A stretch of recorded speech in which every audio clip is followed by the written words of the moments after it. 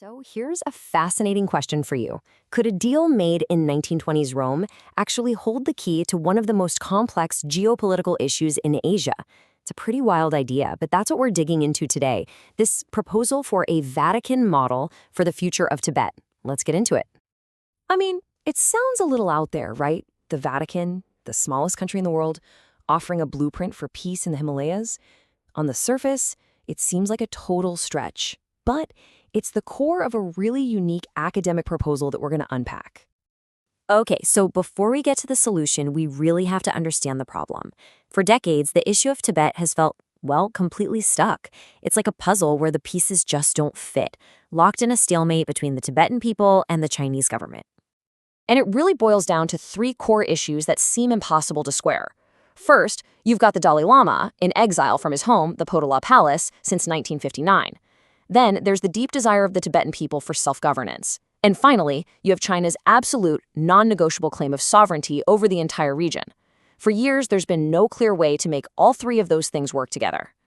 But what if you stopped trying to reconcile them and instead you tried to, well, carefully separate them?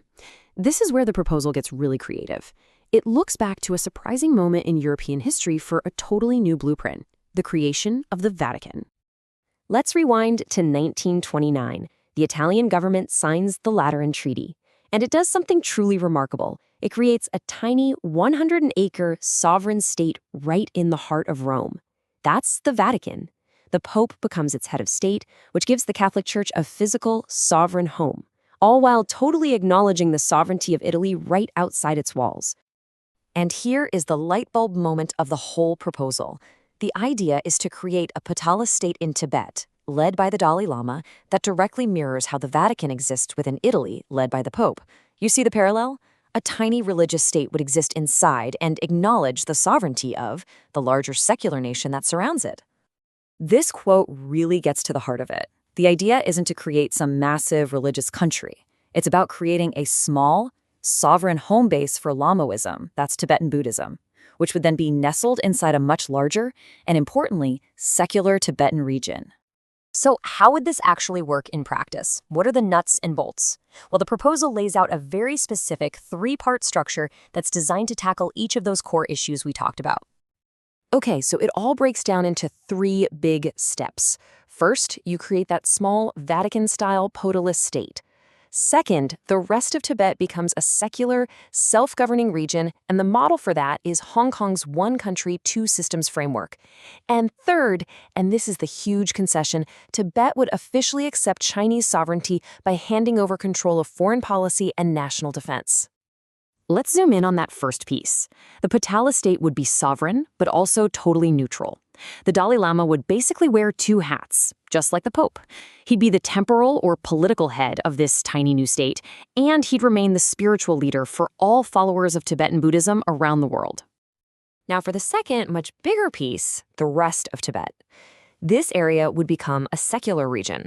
And this is where that Hong Kong analogy is so important, because it would use the one country, two systems principle, which is designed to give a region a really high degree of control over its own local affairs. This split is absolutely crucial to the plan. So Tibet would get to manage its own internal world, its own government, its own laws, maybe even its own currency. But the big picture stuff, like national defense and foreign policy, would stay firmly with Beijing. This is how the model formally recognizes China's sovereignty. And this right here is the absolute key to the entire proposal. It's built on a gigantic concession.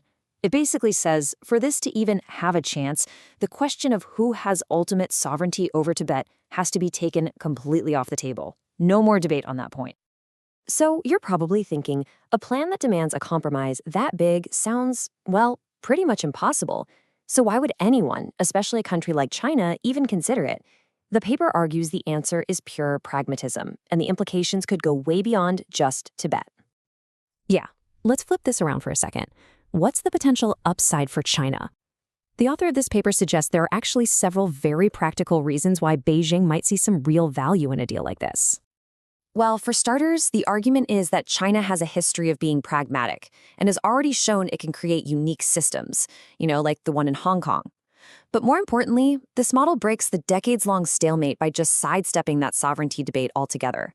And maybe most crucially for Beijing, by separating the religious and civil parts of Tibet, it prevents the creation of a large, unified religious state right on its border. So when you strip it all down, it's a trade. It's a grand bargain. The Tibetan people would get a huge amount of religious and social freedom, and in exchange, they would formally accept China's ultimate political and military authority over the region. And get this, the author's ambition doesn't even stop with Tibet. The paper speculates that this whole model, creating these little sovereign religious enclaves, could actually be a template for other intense, long-running conflicts. It floats some very controversial ideas, like a Khalsa state for Sikhs in India, or even a caliphate state around Mecca. So the big idea here is that the creation of the Vatican back in 1929 wasn't just some historical one-off. Instead, it could be a blueprint for peace, a way to satisfy these deep religious aspirations without threatening the borders or the structure of modern secular countries. And that really leaves us with a pretty powerful thought. In a world that is just full of complex, identity-driven conflicts, is it possible that the future of peace lies not in building bigger nations, but in learning how to create smaller, more specialized ones? It's definitely something to think about.